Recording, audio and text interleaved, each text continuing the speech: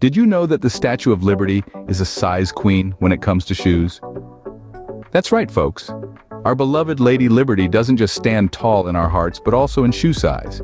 Her feet, believe it or not, are an impressive 7.62 meters long. In the world of footwear, that's no small feat. If she were to walk into a shoe store today, she'd be asking for a shoe size of 1,200 in Europe. And for our friends across the pond in the US, she'd need a size 876. Imagine the size of the shoebox.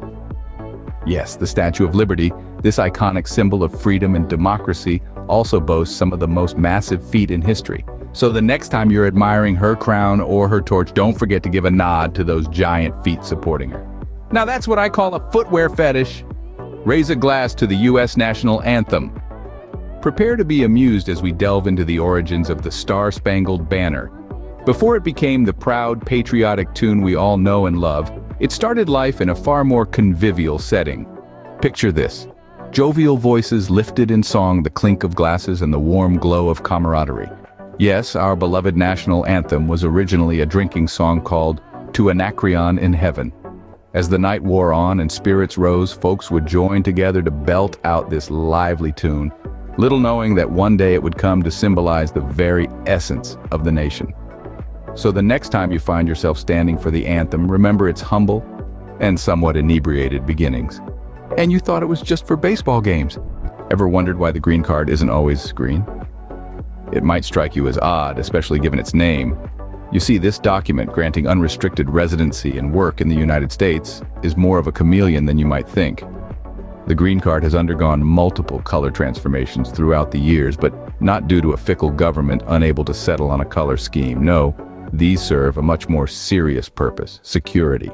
The varying hues are specifically designed to make it tougher for counterfeiters to replicate, ensuring that only those who truly qualify possess this essential tool for achieving the American dream. From shades of pink to pale blue, and yes, even its namesake green, the green card has displayed an entire spectrum of colors, so it's not just about being green after all. Ever heard of Robert G. Heft? No? Well, you should. This is the story of a teenager who forever left his mark on the United States. It was the late 1950s, and 17-year-old Robert G. Heft was just another high school student. But Robert was about to do something extraordinary. Faced with a school project, he decided to redesign the American flag. At the time, there were only 48 stars on the flag.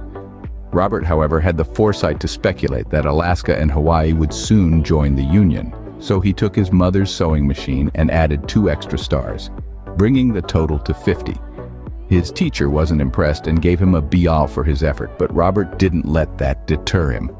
He sent his design to the White House, and the rest, as they say, is history. His 50-star design was adopted in 1959, and it remains the official flag of the United States. Move over, Betsy Ross. Americans really love their pets, and their wallets show it. It's a well-known fact that pets are like family, and Americans, in their affectionate spirit, spare no expense to dote on their four-legged friends, especially when it comes to Valentine's Day, a day dedicated to expressing love. Nothing says I love you better than a special treat or a cuddly toy for your pet. Every year, Americans shell out an average of $12.21 on Valentine's Day gifts for their pets. Now, that might not sound like a lot, but when you consider the number of pet owners in the country, it totals up to a staggering $1.189 trillion spent on pet gifts. That's a lot of love and a lot of kibble. So next time you're buying that heart-shaped chew toy, just remember, who's a good boy? The economy, that's who. Welcome to Monowi, Nebraska. Population 1. Nestled in the wide expanses of the American heartland, Monowi is a place like no other. It's not just a town, it's a one-woman show. That one woman is Elsie Eiler, the town's only official resident. Now, Elsie isn't just your average citizen. She's the mayor, the librarian, and the owner of the town's only business, the Monowi Tavern. Can you imagine running a town single-handedly? From approving her own liquor license to checking out books to herself, Elsie does it all. It's a life that's as unique as the town she calls home. So if you ever find yourself in Monowi, Nebraska, drop by the tavern. You'll meet the town's entire population, and you might just be inspired by the resilience and independence of this remarkable woman. Talk about wearing many hats. Los Estados Unidos es un crisol de lenguas. America, the great melting pot, is not just diverse in its people, but also in its languages. This is a nation that is home to a staggering medley of over 350 languages, each with its own unique cadence and charm. From the lyrical lilt of Italian to the rhythmic bounce of Arabic, the United States is a symphony of sounds that echoes the rich tapestry of its cultural heritage. And amidst this linguistic landscape, Spanish has emerged as the second most widely spoken language, right after English. It's the everyday language of millions, from California to New York, adding a vibrant dash of linguistic color to the American life. So, here's to the United States, a country where every tongue has a place, every voice is heard, and every language is celebrated. Hasta la vista monolingualism. In Hawaii and Arizona, time marches to its own beat. You see, in the United States, daylight saving time is like a seasonal ritual, where clocks are set forward by 1 hour during the warmer part of the year, so that evenings have more daylight and mornings have less. But not all states play this time-tweaking game. Hawaii and most of Arizona, they're the rebels of the pack. They've chosen to march to the rhythm of their own clocks, observing standard time throughout the year. Why, you ask? Well, Hawaii has little to gain from shifting an hour due to its proximity to the equator, where daylight hours don't vary much throughout the year. As for Arizona, it's all about the heat. More daylight in the evening means more heat, and trust me, Arizona doesn't need any more of that. So, if you're planning a trip to either of these states, remember they're the ones keeping it steady while the rest of us spring forward or fall back. Sleep in, sunshine. DC wasn't always the boss. Now that might come as a surprise, but buckle up, folks. Our beloved Washington, D.C., the heart and soul of the United States, didn't always hold the title of the capital city.